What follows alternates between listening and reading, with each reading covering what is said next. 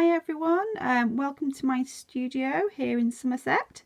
I am just going to give you a treat this afternoon and read for you my most recent illustrated collaborative work, which is Walter the Worried Wasp, written by the amazing Melody Starkey here and illustrated by me.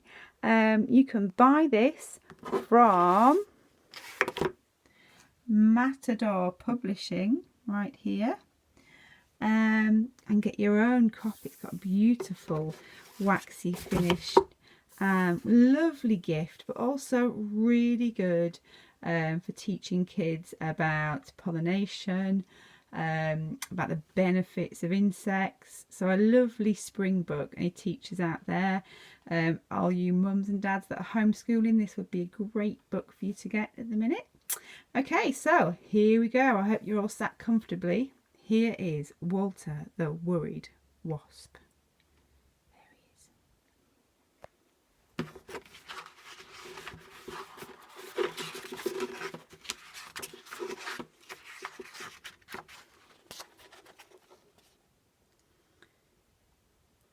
Once there was a wasp called Walter who had ebony black and deep gold stripes all over his body.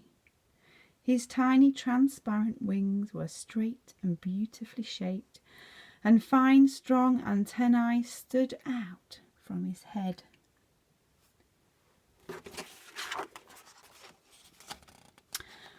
Walter was young, he was quite happy following his brothers to search for nectar and enjoying the warmer weather. The queen wasp told him he was doing a grand job collecting nectar and at the same time pollinating flowers so they could make new seeds. He also enjoyed chasing tiny pesky insects before they landed on the farmer's crops, eating them up before they even got near them. But as time went on, Walter became more and more unhappy. The trouble is, not many people like wasps. They don't realise the good work they do, and they just think they are out to sting everybody. Poor old Walter. One day, Walter was buzzing around near a children's playground, looking for leftover food or juicy flowers from which to collect his nectar. He rested on the short grass near the swings, and each child that came past him squealed and tried to stamp on him or flapped him away. Walter looked on sadly. Why did they all hate him so much?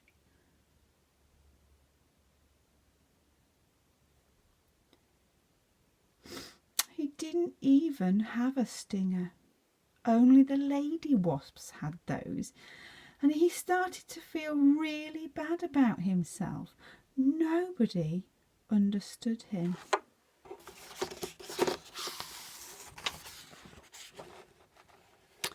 He decided to leave, and he flew over a high brick wall.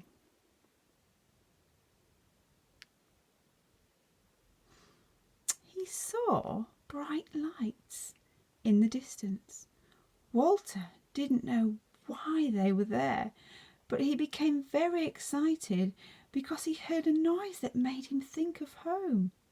The lovely patterned nest that was made from a rough kind of paper. It was a loud buzzing noise that started quietly and grew louder and louder, and then, to his amazement, he saw giant flames leap into the sky. Wow! He drew closer and saw lots of people walking towards the light. Then, wonder of wonders, he lifted his tiny head and saw a massive picture of a beautiful wasp high up on the enormous roof.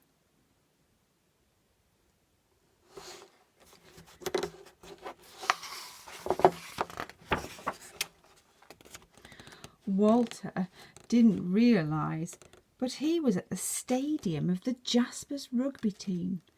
Jasper is a nickname for wasps in some parts of the country because there's a pretty stone called a yellow jasper, which has stripes on it just like insects do.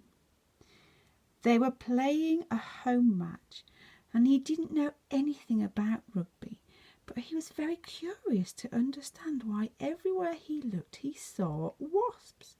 Wasps on bobble hats, wasps on flags, wasps on coats, wasps on scarves, even big grown men wearing tight t-shirts with a wasp right on the front. Walter smiled to himself. Well, those people seemed to like wasps.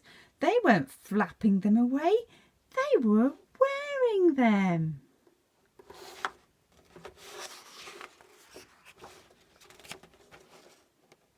He flew around the edge of the pitch. No one took any notice of him. They were busy watching a lot of men cleverly throwing a funny-shaped ball. At the same time, all the crowd were shouting, "Jaspers! Jaspers! Jaspers! Jaspers!" Goodness.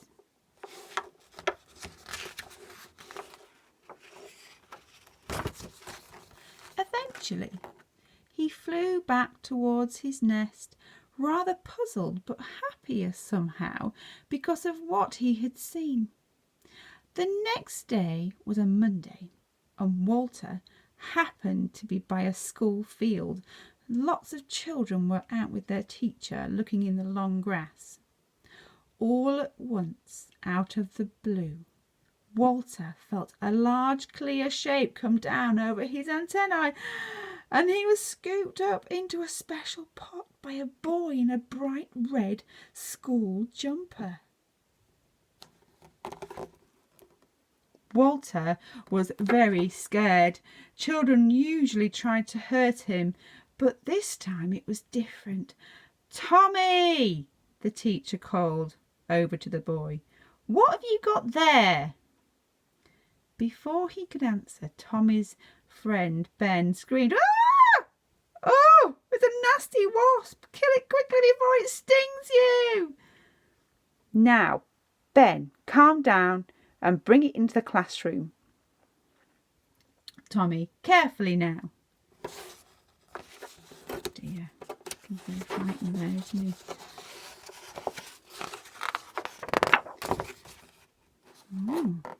Walter used his compound eyes to see lots and lots of children staring back at him through the clear plastic. He stayed absolutely still, petrified. Walter listened carefully and heard the teacher explaining to the children all about wasps, how they were indeed very useful. They got rid of lots of pests, they helped plants and flowers to grow, and they even gave their old nests to other insects. I'm good at sharing. "Look at its beautiful markings and fine strong wings," she was saying. And Walter stretched them out, showing off a little, not frightened any more. "Why did the rugby team choose to be called Jaspers?" asked Ben, braver now. "Well, I think it's because Jaspers, or wasps as we call them, are very strong. They look fierce but know how to work together and get the job done," said Tommy, turning the pot carefully around to get a better look through the side that had a magnifying glass in it.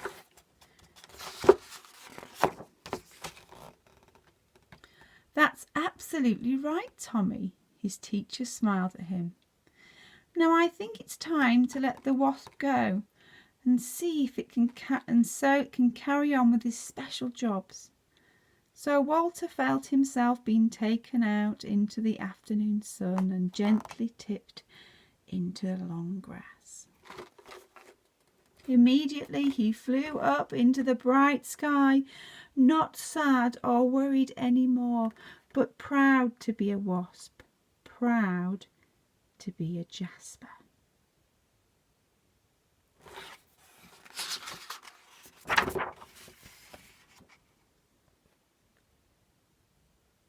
So there you have it. There is Walter the worried wasp. So you can purchase that today if you want to, but I thought you would enjoy having that read to you. It'd be great if you could give some feedback, and I shall be in touch soon with some new projects that I'm doing. Okay, thank you, bye.